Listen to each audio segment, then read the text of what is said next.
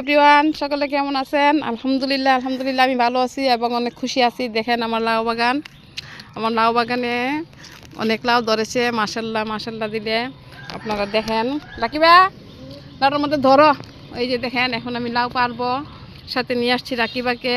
রাকিবা ধরো, বিসমিল্লাহ, আল্লাহু আকবার। চাউলের মতো ধরিস, হুদে করে ধরিস। এরকম বললে না, কি বলে, অনেক বেশি ধরে লাউ পারাস কোনো কিছু পারবো। এই যে পেরে ফেললাম। এই যে রাকিবার হাতে লাউ। রাকিবা, অনেক বড় লাউ, নিয়ে যাও, নিয়ে দেউনিয়া কাটতে। এই যে আরও আছে লাউ, দেখেন।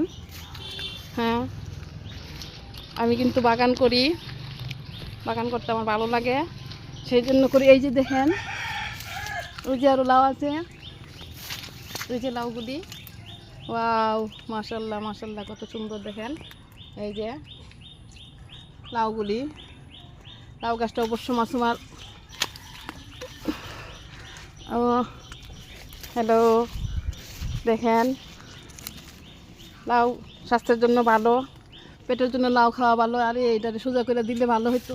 আমি অবশ্য বাড়িতে ছিলাম না, সেই জন্য এটা জালের ভিতরে গিয়ে দেখেন কি হয়ে গেছে। আহা, এখানে কথা হইল এই লাউটাও পেরে ফেলতে হবে। পেরে ফেলি, আর যত্ন করতে হয়। লাউ নবীজির পছন্দ ছিল, তাই আমি লাউ বাগানটা করেছি। সবাই কমেন্টে জানাবেন আমার লাউ বাগানটা কেমন হয়েছে। হ্যাঁ, সব কিছু আড়া জঙ্গল হয়ে আছে, সব কিছু পরিষ্কার করতে হবে। লাউ গাছ লাগালে 3টি সুবিধা আছে। লাউ পাতা দিয়ে শাক করা যায়, আর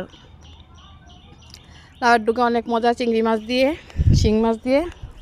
এই যে এই লাউটা 2 দিন পরে অনেক বড় হয়ে যাবে, মাশাল্লাহ।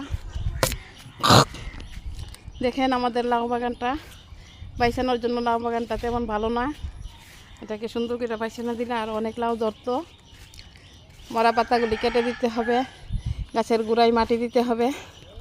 রাকিবা চলে আসছে। রাকিবা, দেখছো, এই লাউ গাছের গোড়ার মধ্যে মাটি দিতে হবে, গোবর দিতে হবে, তাহলে আরও সুন্দর হবে। ওই যে ফাঁকে দেখেন লাউয়ের করা আছে, ফুল আছে, কিন্তু গাছের যত্ন নাই। আমি বাড়িতে ছিলাম না 2 দিন, সেই জন্য আজকে সব গাছের গোড়া পরিষ্কার করব এবং গোবর দিব। অবশ্য আজকে পারবো না, আজকে মেহমান আসবে, মেহমানদের জন্য লাউ পারছি। ওই যে দেখেন আরও লাউ, অনেক লাউ আছে গাছে। ধন্যবাদ সবাইকে, সবাই দোয়া করবেন এবং লাউ খাওয়ার জন্য দাওয়াত রইল।